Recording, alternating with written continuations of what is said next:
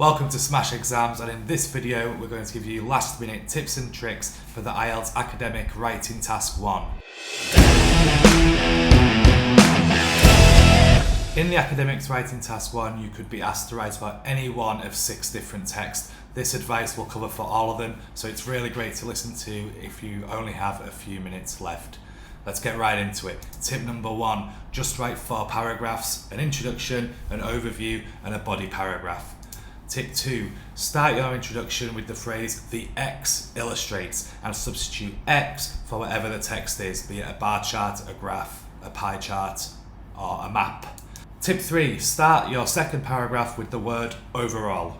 Tip 4, start your first body paragraph or your third overall paragraph with an adverb, something like interestingly. Tip 5, for your second body paragraph or fourth paragraph overall, use a cohesive device, use furthermore.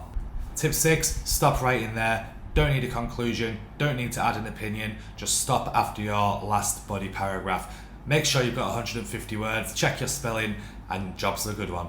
Thanks for checking out the video. If you got any value out of this, please like and subscribe below.